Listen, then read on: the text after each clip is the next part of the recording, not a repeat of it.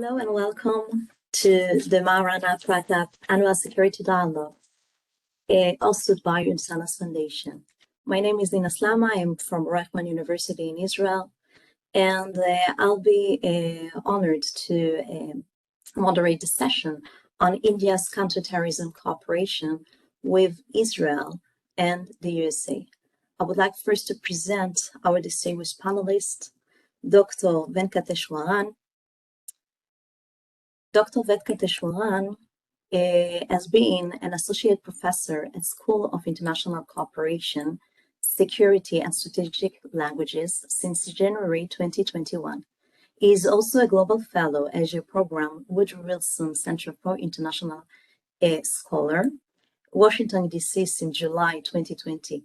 He was Assistant Director, National Security Council Secretariat under the Prime Minister's Office, Government of India, Kodikara Research Fellow, Regional Center for Strategic Studies, Colombo, Senior Analyst in Security Information Service at Ergo, a strategy and geopolitical firm in New York under Ambassador Randolph P. Eddy, former Senior Director, White House National Security Council, Assistant Professor, Geopolitics and International Relations and Program Coordinator, Study Abroad Program at Manipal University, Assistant Professor and Coordinator, Master's Program Department of Political Science at St. Joseph's Autonomous College, Bangalore, is graduate alma mater and one of India's oldest colleges, and Research Officer, Institute of Peace and Conflict Studies in New Delhi. Dr. Venkateswaran was also a liaison officer for the Ministry of External Affairs on the Kailash Manasarova journey to Tibet. He has received training at the National Security Council Secretariat, Foreign Service Institute, Ministry of External Affairs on Personality Development, Human Rights Awareness, Time Management, Leadership, and Team Building by reputed national and international trainers and colleges and universities in India. So welcome, sir. We have with us also Dr. Eli Karmon, who is a senior research scholar at the International Institutes for Counterterrorism at Rahman University, former IDC Herzliya, Israel, where he lectures on international terrorism and CBRN terrorism at the MA Counterterrorism Studies. He also served as an advisor to the Israeli Ministry of Defense and to the Anti-Semitism Monitoring Forum of the Israeli Government Secretariat. He has written extensively on international terrorism and has participated in numerous international conferences. His book, Coalitions Between Terrorist Organizations, Revolutionaries, Nationalists, and Islamists, was published in May 2005 by Brill Academic Publishers Leiden and Boston. The Center for Strategic Leadership, U.S. Army War College, published his monograph, Iran, Syria, Hezbollah, Hamas, a coalition against nature. What does it work? In May 2008. So welcome to you, Dr. Venkateswaran and Dr. Karmon. We will start with you, Dr. Venkateswaran. Over to you, sir. Thank you very much, Nina. I hope you're able to hear me. Yes, we are able to hear you. Perfect. Thank you so much. Good morning, everyone, and thank you to the Usanas Foundation and Abhinav for inviting me. And I'm very glad to share this panel with Eli, whose work I have read and who's written extensively. I think this is an extremely pertinent topic to discuss today because the way I see it, the trends in the last few years suggest that the counterterrorism cooperation between India and the United States is about to take off. Now, I know that we've been doing a lot in the last 20 years, but I do believe that a lot of that has been in laying the foundation. And we have possibly started only since 2017 to focus more on policy outcomes. Now, of course, everyone is aware here that the India-US relationship began to gain momentum at the turn of the 21st century. The popular narrative has always been about how this is bonding between, shared democratic values, how this is a natural partnership, how the nuclear tests that India and Pakistan conducted, followed by the Kargil conflict in 1999, and then that detailed discussions that took place between Jaswant Singh and Stoke Talbot, was one of the main reasons for the relationship to gain momentum. Others have mentioned about how the United States was, very attracted to what was India's market potential at that point of time. There have been a number of other writers who focused on how the rise of China actually led to a convergence of interest, and how the United States wanted to strengthen relationship with India. However, it is my belief that counterterrorism was actually one of the fundamental points of convergence for strengthening bilateral relationship. And often this gets, I think, not emphasized enough, especially in the public narrative. At least between the governments, this was one of the most important pillars. Obviously, India was a victim of terrorism for a number of years. It had been attempting, particularly through diplomatic channels, to convince the United States that terrorism was a global menace. It required coordinated efforts, and this was not just a country's problem. The September 11, 2001 attacks, of course, changed the entire paradigm. And that was very quickly followed by the December 13 attacks on the Indian Parliament. Let's not forget that the September 11 attacks included Indian victims. And so were American victims involved in, for example, the November 2008 attacks in Mumbai. So, triggered by what happened in 2001, the United States began this outreach to the world's democracies to bring together like-minded democratic partners against transnational terrorism. And this fit in very well into what India was attempting to do from many years ago. While there was broad consensus on the issue of counterterrorism, the primary challenge was in terms of what were the priorities. So, keeping in momentum with what was happening in India and US relationship in the last 20 years across many areas, there's been robust engagement even on counterterrorism over the last 2 decades. We all are aware of the Joint Working Group on Counterterrorism, which of course Mr. Singhvi heads. Unfortunately, he's not here, and this began in 2000. There have been about 18 meetings as late as October 2021. We've had the designations dialogue, which began in 2017, and there's been 4 sessions of that. We've had the Counterterrorism Cooperation Initiative since 2010, and Homeland Security Dialogue, which began in 2011, and then there was a break, particularly during the Trump administration. It has 6 very specific joint working groups on megacity policing, global supply chains of transnational crimes, countering illicit financing and counterfeiting, cybersecurity, capacity building, and application of science and technology in internal security. So there were very, very specific institutional mechanisms that had been set up, particularly since 2000, for dialogues to take place. However, the engagements did not necessarily lead to very, very concrete outcomes. And one of the challenges of that was, as I mentioned, the differing priorities for the United States and India in their counterterrorism challenges, or counterterrorism initiatives. The primary challenge was trying to find a resonance between the United States, which was a globally preeminent economic and military power, and hence more focused on the global war on terror in Afghanistan and Iraq initially.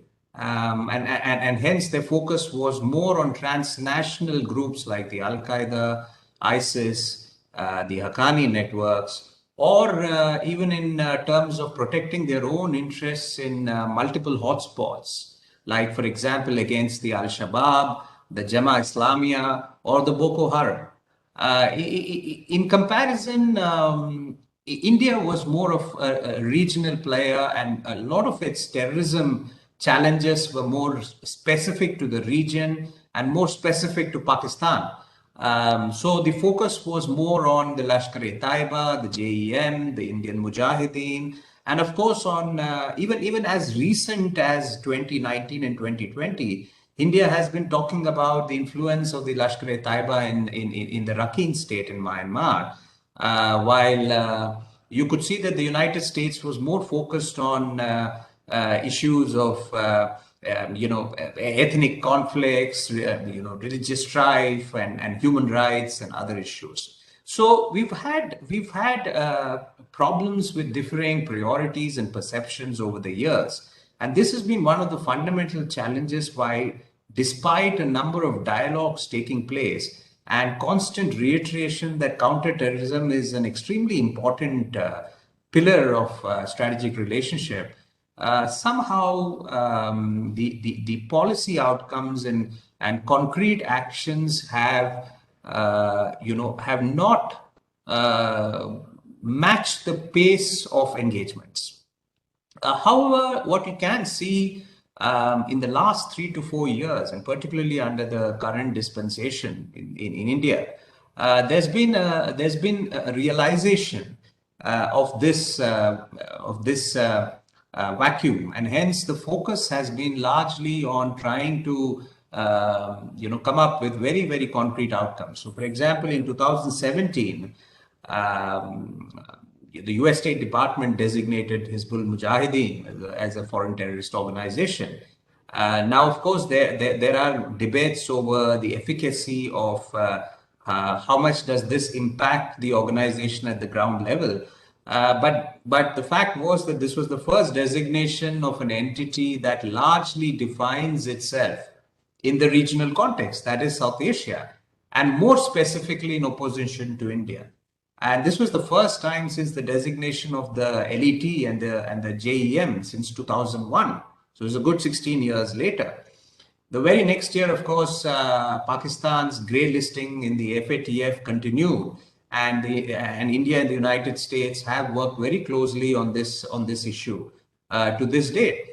In 2019, the addition of the JEM leader Masood Azhar to the UNSC and the sanctions list, getting China to lift its multiple holds in the UNSC was again an effort of cooperation between India and the United States. Interestingly, in 2020, the US State Department's Bureau of Counterterrorism has come out with its annual country report on terrorism, where while it acknowledged the number of terrorist attacks and the overall number of fatalities have resulting from attacks have increased by more than 10% in 2020 as compared to 2019. What's interesting to note is that there seems to be an overlapping of some of these groups that have been priorities for both countries in the same geography. So the US State Department talks about how the global tentacles of Al-Qaeda and IS have spread, and how the AQIS in the Indian subcontinent has and the IS has spread to the regions around India. There is also the mention of groups targeting India, including the LET and its affiliated front organizations, and of course the JEM continuing to operate in Pakistan territory. There's also not just the mention of what's happening in Pakistan, but also, for example, the Jamaatul Mujahideen Bangladesh to India's east, and also terrorism affiliated with the Khalistani and some of the Northeast insurgency groups. So what one can see over the last 3-4 years is a gradual convergence of both sets of groups in the same region around India. And I think the United States is very aware that with its move to withdraw from Afghanistan and the swift takeover by the Taliban, there is a breeding ground for many of these terrorist groups to actually find sanctuary. And I think that is that is something that the United States has acknowledged as late as 2020. And probably this is one of the reasons why, after many years, in March 2021, both India and the United States have once again decided to re-establish the Homeland Security Dialogue, which I think is extremely critical. The focus areas of counterterrorism between both countries have largely been related to training, and that has been particularly when it comes to anti-terrorism training, when it comes to law enforcement training. There's been, as late as October 2020, a signed statement of intent to continue cooperation on law enforcement, counterterrorism training. The other area has been on information sharing. And this has been particularly interesting when it comes to terrorist threat.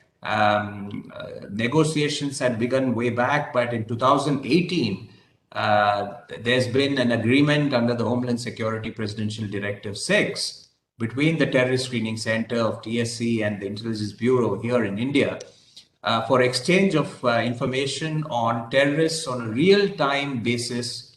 And this happened in 2018, but the conversation kept happening because there were multiple concerns. As I said, the challenge of priorities existed, but another challenge that has existed, which has, I think, impacted counterterrorism more than other areas, has been, what should be the contours of this strategic partnership. Today, of course, we speak of India and the US as having global comprehensive strategic partnership. But I think there's been some differing perceptions, especially in terms of how the United States has approached its strategic partnerships around the world. As the preeminent power, the United States likes to be the more dominant partner, the more senior partner, while I think it's been well acknowledged that India is always been sensitive about maintaining its strategic autonomy, maintaining a certain degree of strategic ambivalence, and not necessarily playing the role of a junior partner. And I think that has also, kind of impacted the counterterrorism area a lot more because of the sensitivities involved on counterterrorism efforts, whether it is intelligence sharing or training best practices. It's taken a number of years for dialogues to take place between the organizations of both countries to develop a certain degree of understanding and consensus, and that has obviously led to trust. And what we see, the gathering momentum, particularly on counterterrorism in the last 3 to 4 years. And this is why I say that, counterterrorism appears to be the next area where we may see India-US, the global comprehensive strategic partnership take off in the next 5 to 10 years. Along with training and information sharing, we also have exchanging of best practices, which is another very important area. And also, for example, in terms of how do you counter narco-terror networks and illegal weapon smuggling, particularly from Afghanistan. I think this is a significant concern for both the United States and India, and I think there is broad consensus that there needs to be information sharing, and how do we handle such challenges. And the other focus, especially in the counterterrorism dialogues, have been on developing a certain strategic convergence on how do we counter terrorism challenges. So, for example, I think in the last a number of years, there has been consistency in many of the joint statements that terrorist proxies and cross-border terrorism must be condemned. The perpetrators of the 26/11 Mumbai attacks should be brought to justice. This is interesting because this is one of the areas where there was fissures between India and the United States, particularly over David Headley. But both countries have worked hard to tide over those differences and now have kind of come to a consensus on on trying to put more pressure on Pakistan. Also concerted action against all terrorist groups that have been proscribed in the UNSC 1267 Sanctions Committee. That was another area that they have looked at. And now more specifically on trying to ensure that the Taliban is not going to let the use of Afghanistan as a sanctuary for terrorists. So I think all these areas have been given major focus in the last 10 to 15 years. And I think one other area which I did forget to mention was the use of the internet. Radicalization has been a very, very significant challenge. And I think the dialogues that have taken place between India and the United States was also one of the primary reasons, for example, why within the Ministry of Home Affairs in India, the Department of Internal Security was renamed as the Counterterrorism and Counter-Radicalization Division, primarily for this reason. Let me now move forward and conclude in terms of what do I think is important areas. Of course, dialogues in the last number of years on counterterrorism have not necessarily led to policy congruence when it comes to Pakistan. So counterterrorism cooperation have always had the shadow of Pakistan, possibly because the United States does not want India wants more pressure on Pakistan, while the United States wants to keep a certain degree of space to ensure that Pakistan does not completely detach itself, and possibly the Chinese influence in Pakistan does not increase. So, for example, in 2019, one of the senior State Department officials praised Pakistan's efforts on counterterrorism, even as the discussion on the FATF listing continued. So there's a bit of a mismatch in terms of what India wants the United States to do on Pakistan and how the United States approaches Pakistan. We all know that the defense partnership has really taken off with the signing of the foundational agreements. The hope is that counterterrorism partnership takes off in the same way as defense cooperation. As I said, I think the defense cooperation has laid the platform for counterterrorism partnerships to move forward. I think one fundamental area where both countries could focus on, and I do believe they will, because the restarting of the Homeland Dialogue, the decision to restart Homeland Dialogue in March 2021, I think indicates that, which is that the cooperation on some of the non-traditional security challenges. We are going through these terrible times with COVID, for example, and that's a significant challenge in health security. And there are many other environmental issues, energy issues, water issues, which requires, which could clearly excavate social tensions. And this is a significant challenge for democracies. Increasingly, there is discussions over coordinated hybrid challenges that India and the United States might face. Both countries have been talking about attempts to influence the democratic political process by external factors. And of course, when I speak about hybrid threats, I'm talking about excavating internal tensions through simultaneous use of cyber and asymmetric means. And finally, of course, I think a focus area for cooperation in the future will also be on CBRN threats, as well as from the maritime domain. So I'll stop here, and then maybe if there is a discussion, we could detail further. Thank you. Thank you, Dr. L.Venkatswaran, for this talk about India-US cooperation in counterterrorism. Because you have to leave us earlier, I would request the audience to ask questions to Dr. L.Venkatswaran. But first, I would like to ask a question about multilateral cooperation. between India, the US, and other partners in the world. We see that multilateralism is becoming an important issue in the world, with the Quad of the Pacific, the mini Quad of East Asia. And I would like to ask whether India and the US will upgrade their cooperation counterterrorism to the multilateral level, and who will be likely to join this multilateral cooperation. Thank you.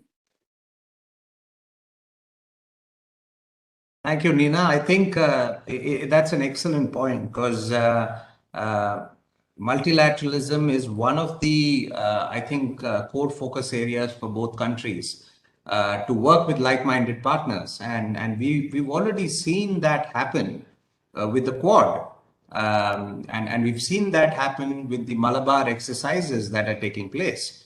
Moving forward, I do see India and the United States working with other partners, particularly in Asia and also possibly some of the other Western countries that are getting more and more involved in the Indo-Pacific.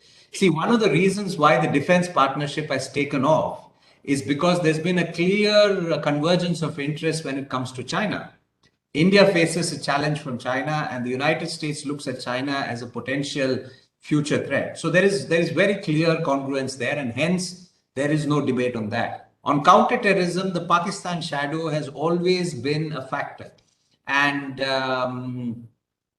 especially on the Indo-Pacific area, I think we would see a lot more multilateral sort of approach. Now, you said who were the potential partners? I think definitely we've already seen Australia and Japan. We know recent trends, particularly when it comes to Australia-China relations. Japan has been very actively involved. I do expect that the UK and France works very closely with India on maritime issues. Of course, there's been some issues and differences over the AUKUS deal, but I don't expect that to fester for too long. So I do expect some of these countries. Germany has got more involved in the Indo-Pacific. So I do expect. India has a traditional security relationship with Russia, and the partnership with the United States will definitely not come at the cost of the partnership with Russia. So for India, I think managing the relationship with Russia would become a lot more easier if it is able to get into more multilateral partnerships involving the United States, and not just simply focused on bilateral partnerships. Because the more you get involved in bilateral partnerships, particularly during President Trump's times, we saw that the relationship tended to become transactional. So, for example, there was pressure on India to not take oil from Iran, for certain deals. You are aware of the entire threat over sanctions with the S-400, but India has gone ahead with taking the missile. So I think the United States has slowly come around to acknowledging that strategic autonomy is a very sensitive issue for decision makers in India, and hence pushing it too much would possibly be counterproductive. So I do expect multilateralism to be the way forward, particularly under the Biden administration, who have time and again acknowledged the importance of regional partners. There is growing convergence. I think there's a lot of work happening between India and Taiwan, for example. So there are multiple countries which I think will come together and work. There is also cooperation between India and the UAE.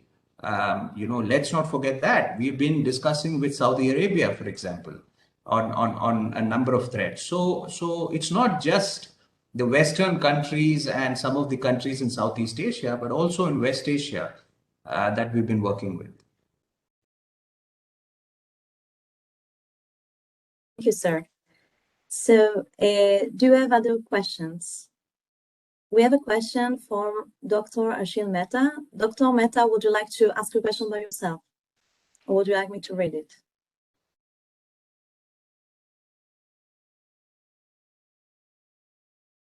Okay, so I read the question.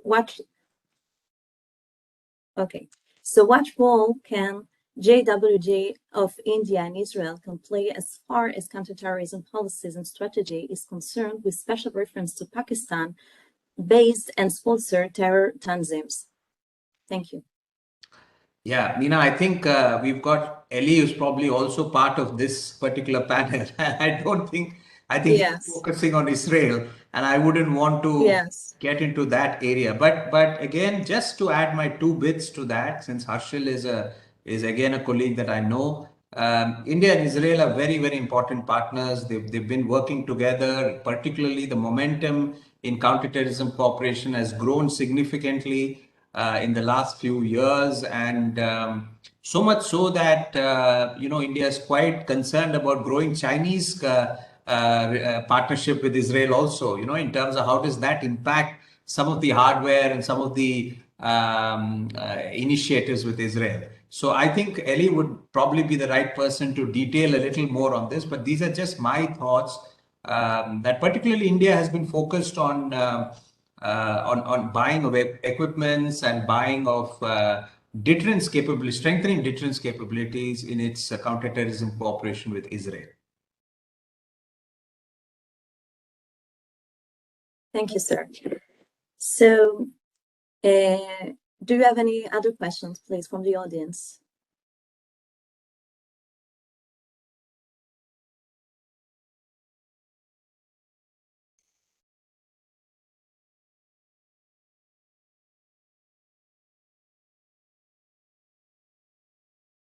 Okay, we have a question from Mr. Anurag Sharma.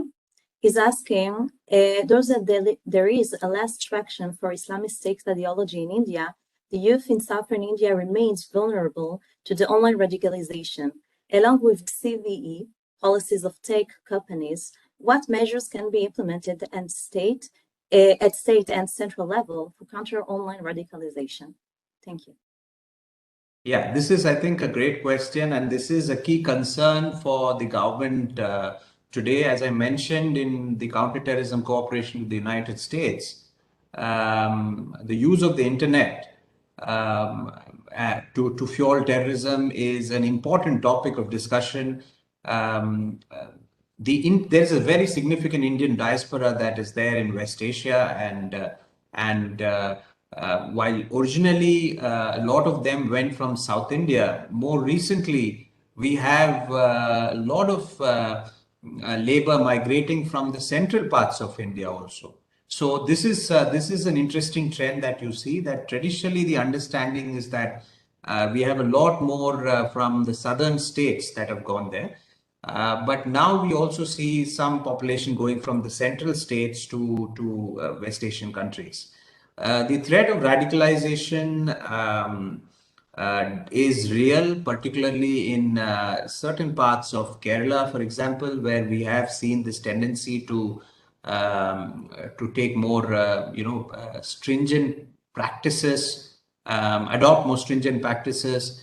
But at the same time, I think the government is very aware of this and closely monitoring the trends in social media. As I said, the MHA has rechristened its division as counterterrorism and counter-radicalization division. So the monitoring mechanisms have become tighter, and challenges do exist. When it comes to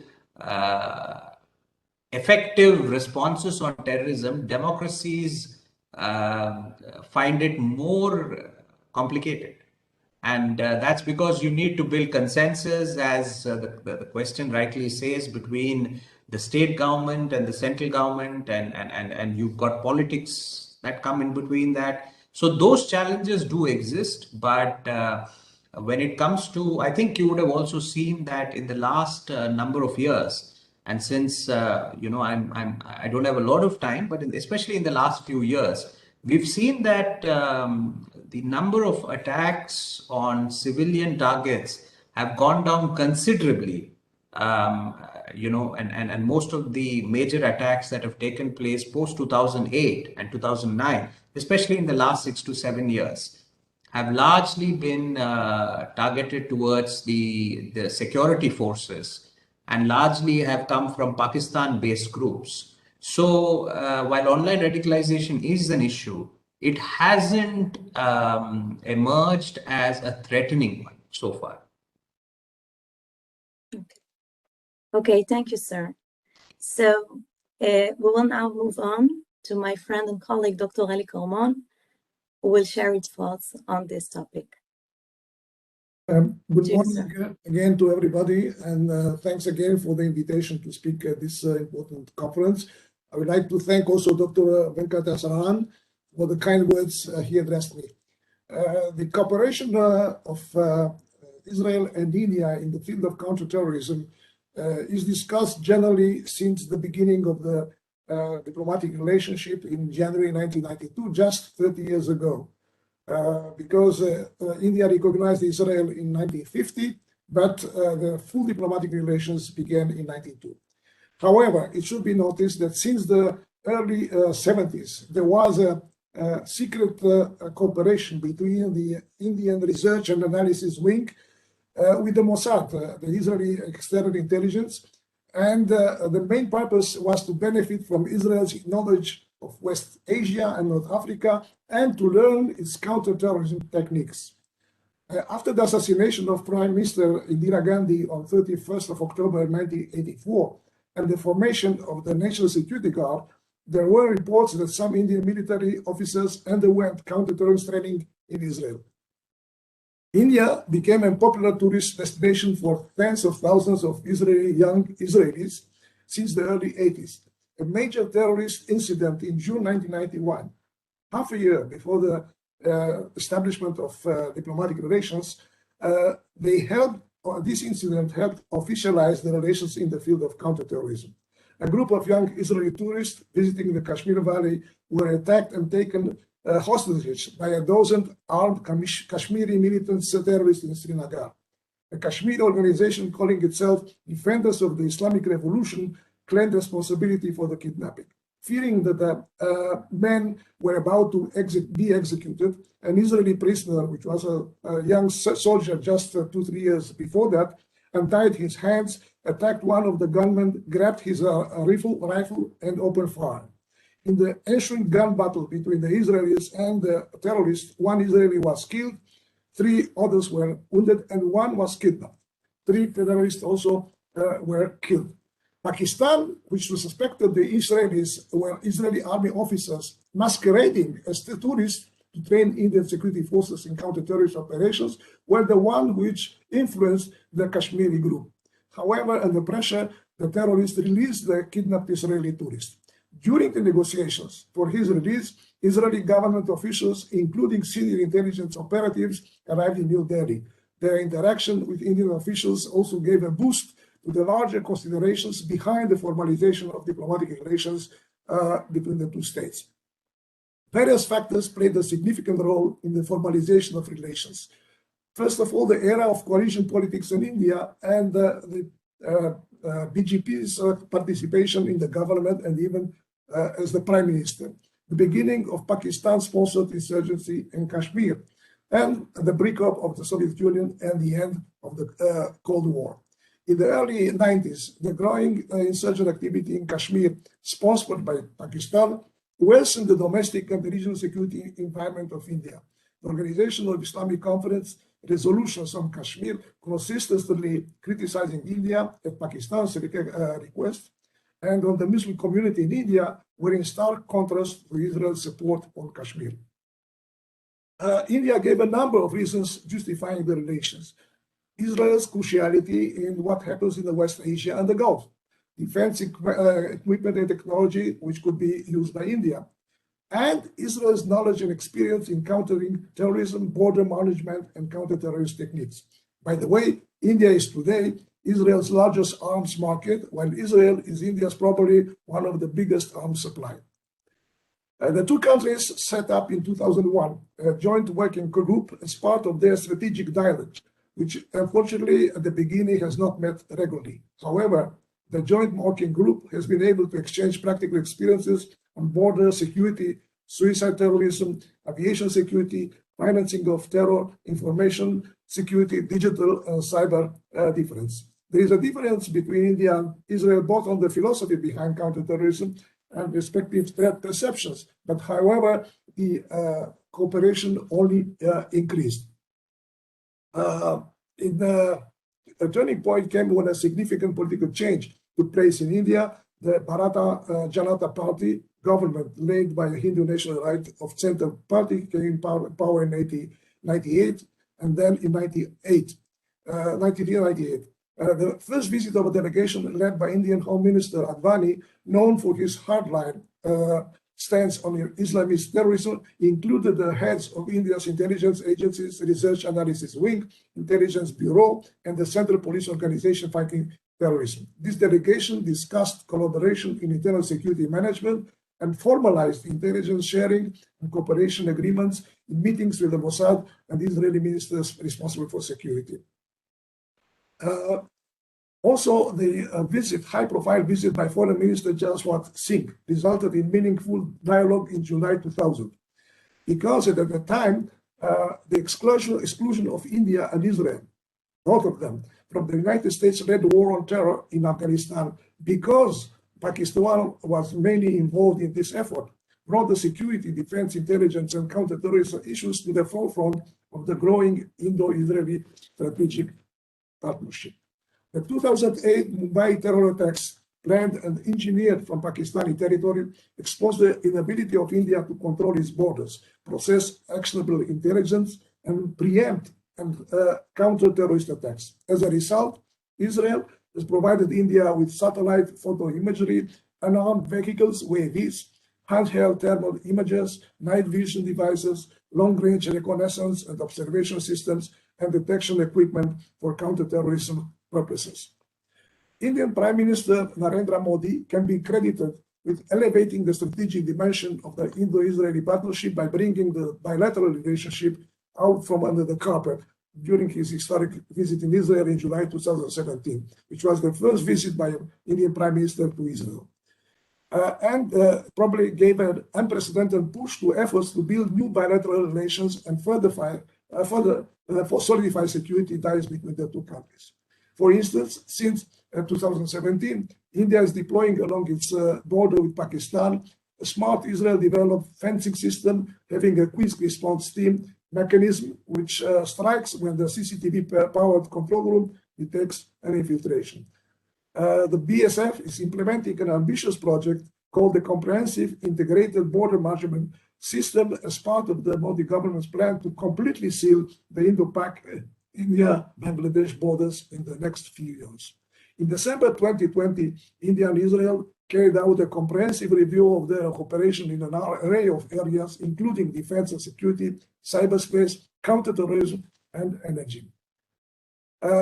While counterterrorism is usually the province of government, expanded efforts involving academic institutions might foster frank exchanges of the lessons of past counterterrorism and counterinsurgency campaigns, and I spoke about this issue in the previous panel. I would like to mention still the Iranian factor in the Indian counterterrorism policy, which sometimes makes problems in some of the incidents which we saw in India. In 2003, India and Iran signed an agreement to set up a joint working group on terrorism and security, the main purpose of which is to share intelligence on Al-Qaeda activities in Afghanistan. India's relations with Iran have also been shaped significantly by Iran's solidarity with the Indian Muslim population, and India is the nation with the second largest Shia population, some 20 or 30 million.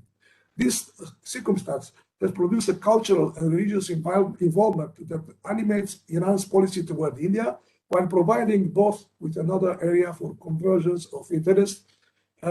And strategic relations with Iran, in my opinion, have influenced without doubt the Indian authorities in their dealings in 2 Iranian terrorist attacks against Israel on Indian soil.